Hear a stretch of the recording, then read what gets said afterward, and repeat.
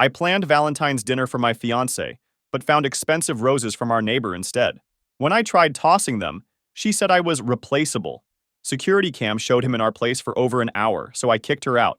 Now her friends call me an insecure man-child while she drunk texts for another chance. Hey everyone! Before we jump into today's video, I need your help. We've noticed the channel is losing some traction, and subscribing is one of the best ways you can support us. It's quick, free, and it helps us keep bringing you awesome content. Your support means the world. Let's keep this channel growing together. Thanks so much. Now let's start the video. Let me tell you, Reddit, if your fiancé suddenly doesn't want to go out on Valentine's Day, it might be because she's busy entertaining the neighborhood Chad. Ask me how I know. I, 32 male, work as a paramedic. Pretty decent job, not making bank or anything, but I help people and I enjoy it. I was engaged to Bailey, 28 female, who works in marketing for some trendy startup. We'd been together for 3 years, engaged for the last 8 months. Life was, well, I thought it was pretty damn good. We met at a friend's barbecue. Classic. I was off duty after a 24-hour shift, looking like absolute trash, but Bailey walked over and started chatting me up anyway. She was gorgeous. Blonde hair, green eyes, the kind of smile that hits you right in the chest. When she asked what I did for a living, she actually seemed impressed instead of just nodding politely like most people do. We exchanged numbers, and the rest is history. Or at least, it was. Things were rock solid between us in the beginning. When I got certified for advanced life support last year, she threw me a surprise party with all my work buddies. When her dad got diagnosed with prostate cancer, I drove her to visit him 3 weekends in a row, 4 hours each way. We were a team. After dating for a year, we moved in together, found this nice apartment complex with a gym and a little community garden. But I still held on to my old place across town, kept it under my name, just in case. I proposed on our 2-year anniversary during a hike up to Eagle Point. Just us and the sunset. But she cried and said yes, and that was that. I even started restoring this badass 1978 Chevy El Camino at that time. Found it on Craigslist for a decent price. Engine was shot to hell, interior was trashed, but the body was solid with minimal rust. I've always been into classic cars, and this was going to be our weekend cruiser after we got hitched. Bailey didn't know jack about cars when we met. Hell, she didn't even have a driver's license. Grew up in New York City, never needed one. So I taught her everything from scratch, spent weeks practicing in empty mall parking lots until she finally passed her test. Man, the look on her face when she got her license, I was so freaking proud of her. But then that dude, I'll name him Cal, moved in across the hall about 4 months ago, and that's when shit started going sideways. Cal was every douchebag stereotype rolled into one jacked package. Drives a glossy black BMW, leased, obviously, always talking about his macros and his fitness journey. Works in finance or tech sales or something equally douchey that apparently requires him to take calls on speaker in the hallway. And he had this annoying habit of working out shirtless in the communal area of our building. Like, dude, nobody wants to see you doing burpees by the mailboxes at 7 a.m. I noticed pretty quick how Bailey's behavior changed whenever he was around. At first, I brushed it off as nothing, but then I started seeing the signs. She'd get all giggly, touch her hair a lot, laugh way too hard at his lame jokes. Cal would conveniently be doing some stretching routine that showed off his abs whenever we'd run into him. I cringed so hard for him. He'd talk about his killer gym session or the latest health supplement he was taking. One night, I came home from a particularly rough shift, multiple car accident, 2 fatalities, one of them a kid. The kind of day that hollows you out. All I wanted was to shower off the hospital smell and crash. Found Bailey in the hallway outside our apartment, laughing with Cal. She was in her yoga pants and sports bra, hair still wet from the shower. When she saw me, there was this split-second flash of annoyance on her face before she switched to concern. "Babe, you look exhausted," she said, touching my arm. But she didn't move away from Cal, who stood there watching us with this smug little half-smile. "Tough day saving lives?" he asked, and something in his tone made it sound condescending, like what I did was some kind of joke. I just nodded and went inside. Bailey followed a few minutes later, acting all worried about me. But she'd been out there talking to him for who knows how long, while I was dealing with literal life and death. Just one of those moments that sticks with you later. The weird thing was, whenever I ran into Cal alone, he was friendly enough. He'd ask about my shift or comment on the weather. Normal neighbor stuff. But put Bailey in the mix, and suddenly he's flexing and preening like a peacock. Then I started noticing how Bailey would casually drop his name into conversations. Cal says this restaurant has amazing sushi, or Cal knows the owner of that club downtown. One time, I was telling her about this cool new taco place my work buddy recommended, and she goes, "Oh yeah, Cal mentioned that place. He said the margaritas are really strong." Like, why the hell does she know what Cal thinks about every restaurant in the city?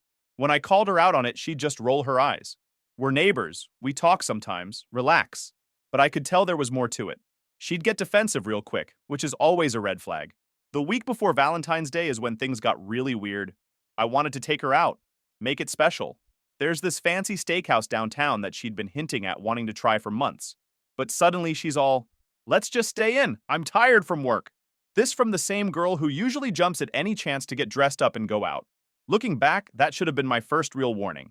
I also started noticing she was glued to her phone more than usual. Always texting, always smiling at the screen. When I'd walk into the room, she'd flip it over or quickly switch apps.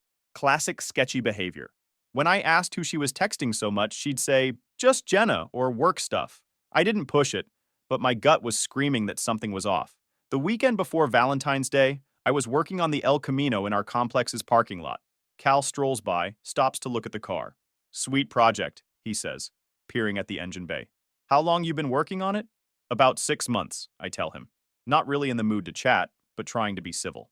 "Cool, cool." He nods, then adds, "Bailey mentioned you guys have been together a while. Wedding coming up soon?" Something about the way he said it rubbed me wrong, like he was fishing for info. "Yeah, next fall," I reply, tightening a bolt probably harder than necessary. "Nice. Well, good luck with the car, man." He wanders off, but not before glancing up at our apartment window, where I could see Bailey watching us from behind the curtain. That night, I casually brought it up. "Ran into Cal today.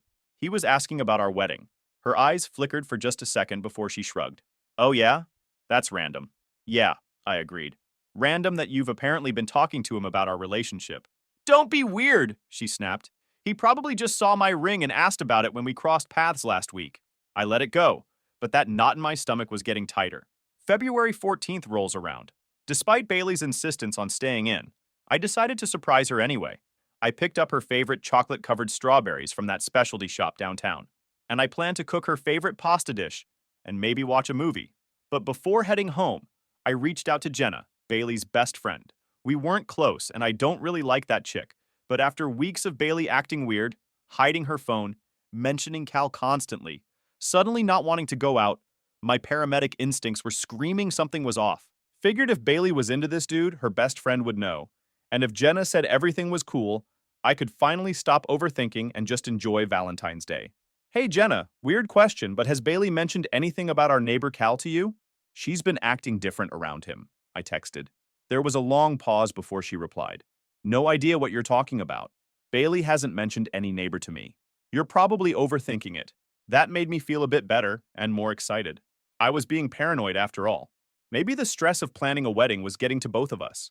Anyway, I got to our apartment around 3 p.m. Her car wasn't in its usual spot, so I figured she was still out running errands or whatever. I let myself in, put the strawberries in the fridge, and started setting up for our evening. I noticed a massive bouquet of roses and lilies sitting right on our dining table like it owned the place. Not some cheap grocery store arrangement, but a professional, expensive-looking display that must have cost a couple $100 at least. I was confused. Did I order flowers and forget about it? Did her mom send something? But as I walked closer, I saw the card attached to the vase. "Happy Valentine's Day. Enjoy, Cal." My stomach dropped. I stood there staring at this thing for what felt like forever, trying to process it. Who sends expensive flowers to someone else's fiancé on Valentine's Day? And more importantly, why would Bailey accept them? I heard keys jingling at the door and turned to see Bailey walking in, holding a shopping bag. She froze when she saw me standing there with the card in my hand, and her face went white. "What the hell is this?" I asked, trying to keep my voice steady. "Oh, those?" She put her bag down, trying to sound casual but failing miserably. "Cal just left them on the doorstep. I found them when I came home earlier." "Oh, why would your neighbor give you flowers on Valentine's Day?" I pressed, still holding the card. "It's nothing, just a friendly gift," she said, but she wouldn't look me in the eye. "He's just being nice." "Nice? These are Valentine's roses, Bailey. And why are you even accepting Valentine's gifts from other men? We're engaged." That's when she flipped the script. "God, James, why are you so insecure? It's just flowers. It doesn't mean anything." I stared at her, not believing what I was hearing. In what universe is it normal for an engaged woman to accept romantic gifts from another man on Valentine's Day? In my frustration, I said, "If it doesn't mean anything, then you won't mind if I throw them away," I said, reaching for the vase. "Don't you dare!" Bailey screamed, rushing to intercept me. She grabbed the vase from my hands with such force that water splashed all over both of us. "These cost a fortune! You're acting like a jealous child!" I stepped back, water dripping from my shirt. The look in her eyes wasn't just anger, it was something else. Like I'd threatened something precious to her. Not our relationship, but her connection to California. "Fine," I said, finally backing off. "Keep the damn flowers." I decided to let it go for the moment, thinking maybe I was overreacting. We had an uneasy evening, barely speaking, both of us pretending to watch a movie while sitting on opposite ends of the couch. Over the next couple of days, those flowers became a silent battleground. Bailey kept rearranging them, putting them in more and more prominent spots in our apartment. First the kitchen counter, then the coffee table, then the nightstand on her side of the bed. It was like she was rubbing them in my face, daring me to say something. I tried to let it go. 3 years together meant something, right? Maybe I was making a mountain out of a molehill, but every time I saw those flowers, something in my gut twisted. It wasn't just about the flowers anymore, it was about respect, or lack of it. Then one day I pressed her more. "So he just left them at the door? You didn't see him at all?" She hesitated, fidgeting with her engagement ring. "Well, I mean, he handed them to me quickly when I came home earlier, but it was like a 2-second interaction. So he didn't leave them at the door like you said before?" I could feel my blood pressure rising. She sighed. "What difference does it make? I was trying to avoid exactly this. You freaking out over nothing." I was getting more pissed by the second. "Nothing? He gave you roses on Valentine's Day, and you accepted them, while wearing the engagement ring I bought you." She rolled her eyes like I was being the unreasonable one. "He only stayed for like 5 minutes to have a quick drink. It's not like we hooked up or anything." Jesus. Wait, what? Now he came inside and they had drinks? So first he left them at the door. Then he handed them to you. Now you invited him in for drinks. What's the actual truth, Bailey? My voice was getting louder now, but I couldn't help it. She started crying. "You're being a complete man-child right now. It was an innocent interaction. Cal's just being friendly. What kind of engaged woman thinks it's appropriate to accept flowers from another man on Valentine's Day? And why does your story keep changing?" I was beyond frustrated at this point. I looked at the flowers, these stupid expensive flowers that some other dude gave my fiancée, and the way she was insisting on them was so weird. "I want you to throw these away. They're disrespectful to our relationship." "No way," she still insisted, wiping away tears that I was starting to think were fake. "They're beautiful flowers, and I'm keeping them. You don't get to control what I keep in my own home." That's when she hit below the belt. Maybe I accepted them because it's nice to get attention from a real man sometimes instead of someone who wastes all his time playing with old cars. That stung. The El Camino wasn't just some hobby, it was something I was building for our future. Something we had talked about driving on weekend trips after we got married. "That old car is a classic El Camino I'm restoring for us," I told her, my voice dangerously quiet now. "And it's worth more than your boyfriend's leased BMW." She doubled down. "You know what? Men hit on me all the time because I'm beautiful. I'm used to it. I can replace you at no time. Cal is just one of many guys who want me. You have to get used to it." Replace me? At that moment, I didn't recognize the woman standing in front of me. This wasn't the Bailey I fell in love with. This was someone else entirely. I needed to get out before I said something I'd regret. "I need some space to clear my head. Your story keeps changing, and I don't know what to believe anymore. I'm staying at my place tonight. We'll talk tomorrow when you decide to tell me the truth." As I was packing a bag, she flipped between crying and yelling. 1 minute I was controlling and jealous. The next she was begging me not to leave. I told her I wasn't breaking up, just needed time to think. I didn't ask for the ring back yet. Not sure why. "Fine, leave!" she finally shouted as I headed for the door. Cal wouldn't be such a baby about something so stupid. I stopped, hand on the doorknob. "Keep talking about Cal. You're making my decision a lot easier." Then I walked out, the sound of her sobbing following me down the hallway. The next day, my phone blew up. Not just Bailey, but her friends too. It didn't take her long to start spreading the drama. They're all calling me an insecure man-child. Jenna, who I texted before the whole thing blew up, sends this long paragraph about how real men don't feel threatened by friendships and how I need to grow up. Funny how she went from "Bailey hasn't mentioned any neighbor" to defending their friendship so quickly. Bailey's sister texts that I'm sabotaging the best thing that ever happened to me. Her mom calls to say I'm overreacting to a simple misunderstanding. It was like Bailey had activated her entire support network to gaslight me. None of them knew the full story. Bailey probably told them Cal innocently gave her some small flowers or something, not an expensive professional arrangement, and definitely not about how her story kept changing 3 times. I didn't respond to any of them. What was the point? They'd already made up their minds based on whatever version of events Bailey had fed them. I spent the next few days at my old apartment I mentioned before. I'd kept the lease even after moving in with Bailey because the rental market in our city is insane, and we were planning to sell it after the wedding to help with a down payment on a house. Now I was grateful for the foresight. The space gave me time to think. Was I overreacting? Was I being insecure? I kept replaying the conversation over and over, focusing on how Bailey's story had evolved from he left them at the door, to he handed them to me, to he came in for drinks. If it was all innocent, why lie? I started remembering cracks I ignored. One time early on, we were watching some dating reality show, and a guy dumped his fiancée after she crossed a line with another guy. Bailey scoffed and said, "That's so fragile. If your girl's hot, guys are gonna try. You just have to be confident enough to handle it." I remember laughing it off back then. Now, that line hits a whole lot different. And no matter how I tried to spin it in my head, one thing for sure is that the trust was broken, especially after the disrespectful words she said, and I needed time to decide if it could be repaired. For the next week, I focused on work and spent evenings in my apartment working on the El Camino designs. I finally ordered the new carburetor I'd been saving up for, and I was excited to install it. Every time I looked at the plans, I remembered Bailey mocking my car, and it fueled my resolve to make it even better than originally planned. Meanwhile, her friends kept messaging me. Jenna sent daily novels about how I was being unreasonable. Another friend, Megan, who I'd only met twice, suddenly had strong opinions about my toxic masculinity. Bailey's sister called me a controlling asshole in a group text that accidentally included me. Her dad called man to man, saying all couples have misunderstandings. I respected him, so I kept it civil, but stood my ground. "Sir, with all due respect, there's more to this story than Bailey's probably told you." Through it all, Bailey alternated between angry texts, calling me childish, and tearful voicemails begging me to come home. I wasn't sure what to believe anymore. After 10 days since Valentine's Day, I was still staying at my apartment, still hadn't made a final decision about the relationship. But something kept bugging me. Bailey's story had changed so many times, and I needed to know the truth before I made any big move. So I swallowed my pride and went to see Dave, our building manager. Dave's a retired cop who's always been cool with me, especially after I helped his wife during an asthma attack last summer.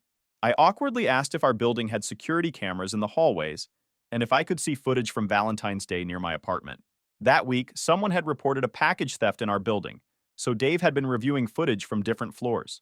Total coincidence, but it gave me the perfect window to bring it up.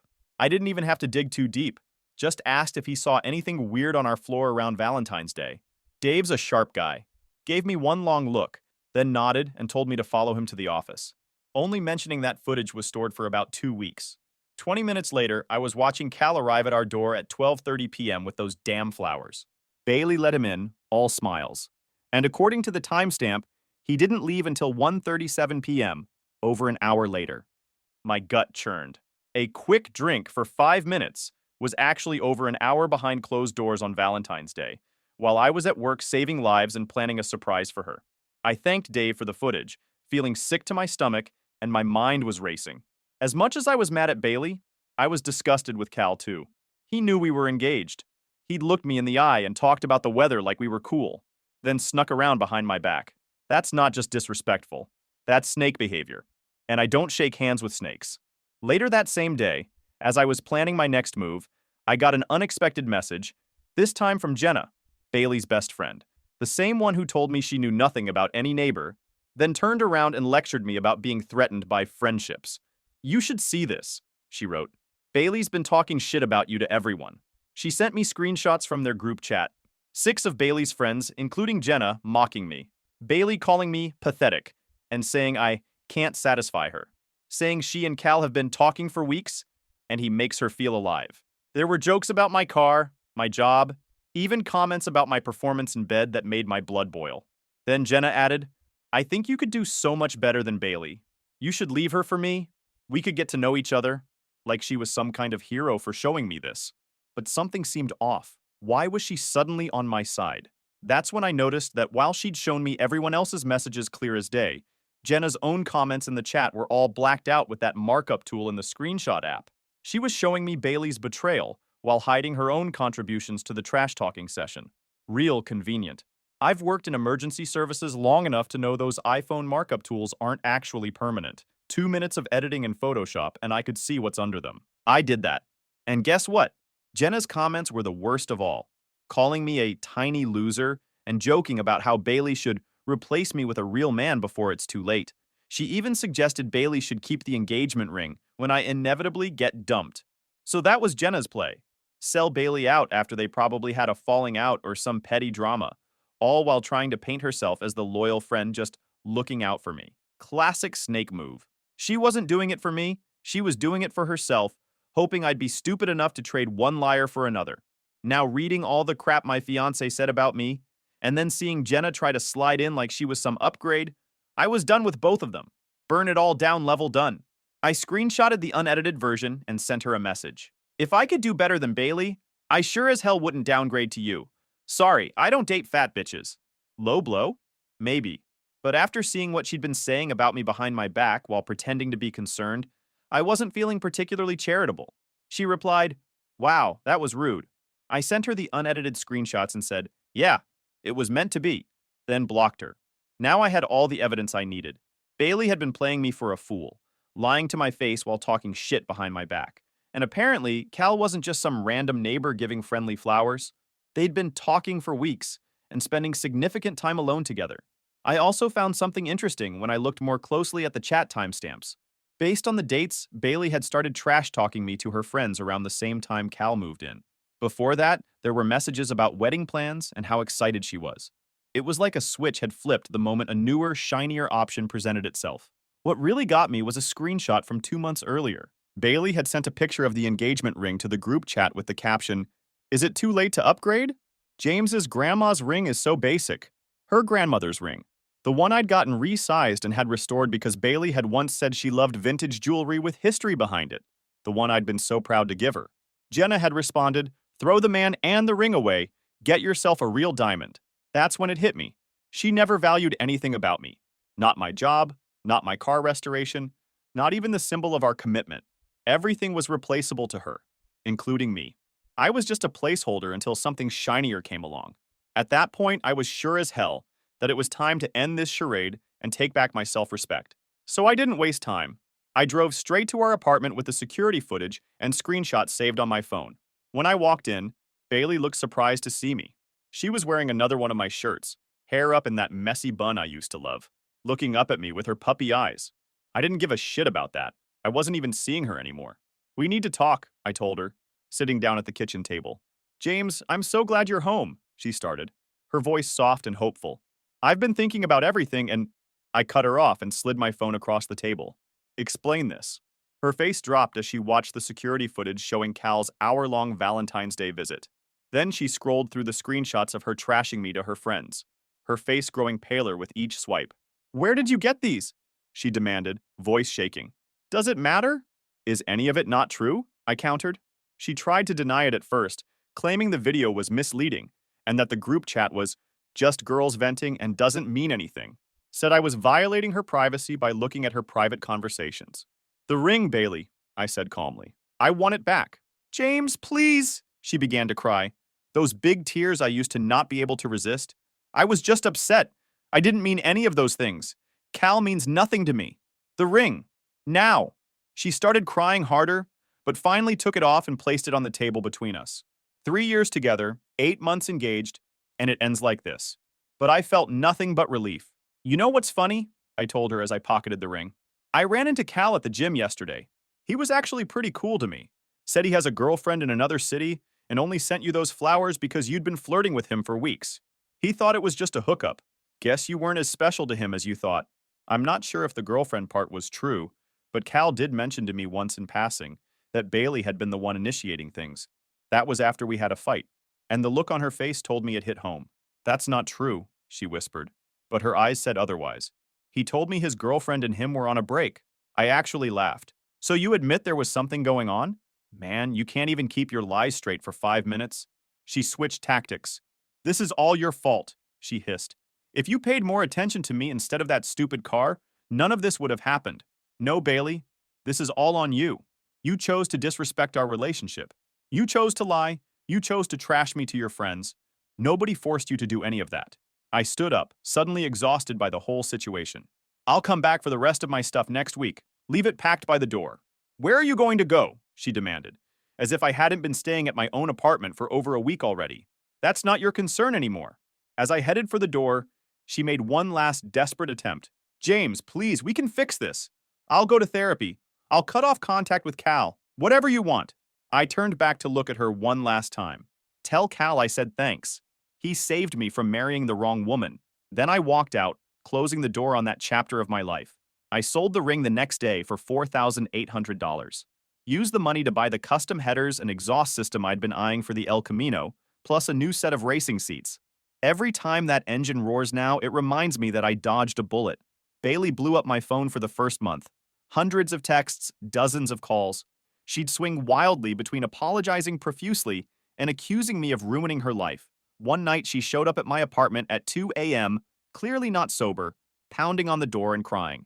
I didn't let her in, just called her an Uber from my phone and watched through the peephole until she left. I blocked her number after that, but she started using her friends' phones to contact me. Eventually, I changed my number and only gave it to people I trusted. The worst part was the smear campaign. Bailey told everyone who would listen that I was controlling and abusive, that I'd isolated her from her friends, that I'd thrown out her birthday flowers from a platonic friend in a jealous rage. Some people believed her, lost a few casual friends over it, but the ones who really mattered stuck by me. My work buddies, my family, even a couple of mutual friends who knew Bailey was full of shit. Dave from the building management kept me updated occasionally. Apparently, Cal completely ghosted Bailey after I moved out. Turns out he really did have a serious girlfriend in another city, and Bailey was just a Valentine's fling for him. Her friends slowly stopped inviting her out, probably tired of her drama. Even Jenna distanced herself after I sent those unedited screenshots to their whole group. Karma's a bitch. I've seen Cal a couple times since then. He never says a word now. Maybe it's guilt. Maybe it's because the last time he tried to talk to me, I told him, "You don't get to smile at someone you disrespected. Keep it moving." Bailey's mom called me once, about 2 months after the breakup, asked if there was any chance of reconciliation. I kept it short and cold. I wish her the best, but we're done. Permanently. She made a mistake, James, her mom pleaded. Everyone deserves a second chance. Some mistakes you don't come back from, I replied, and ended the call. It's been a couple of months now. I've moved into my own place, closer to work, with a garage for the El Camino. I hit the gym 4 times a week, partly as stress relief, partly because I'm single again and want to look good. The El Camino's almost completely restored. I take it out on weekends, and it turns heads everywhere. Sometimes I think about how Bailey mocked it, called it a waste of time. The guys in her group chat joked that it looked like a mullet on wheels. But I don't care. I wasn't building it to impress anyone. I was creating something real, not leasing a shiny facade every 2 years like some people I know. Now it's worth 3 times what I put into it. And every time I tighten a bolt on that car, it feels like I'm piecing myself back together. I've put more care into this car than Bailey ever put into us. Oh, by the way, I ran into Bailey at the grocery store last week. She looked rough, hair unstyled, dark circles under her eyes. She tried to start a conversation, asked how I was doing in this small, hesitant voice that was nothing like the confident woman I fell for. I'm good, I said, not stopping my shopping. Take care of yourself. James, wait, she called after me. I miss you. I just kept walking. There was nothing left to say. I haven't dated much since the breakup. Had a few casual things. Nothing serious. I'm not ready yet, and I'm in no rush. I've learned that being alone is better than being with someone who doesn't respect you. And when I do meet someone new, the bar is set a lot higher. Last night, I was driving down the coast highway at sunset. Windows down, engine rumbling, not a care in the world. Pulled over at a scenic viewpoint just to watch the sun sink into the ocean. And you know what? For the first time in months, I didn't think about Bailey's BS once. To the guys reading this, trust your gut. If something feels off, it probably is. Don't let anyone gaslight you into thinking your feelings aren't valid. And never ever stay with someone who mocks what you care about or talks shit behind your back. Life's too short for that bullshit.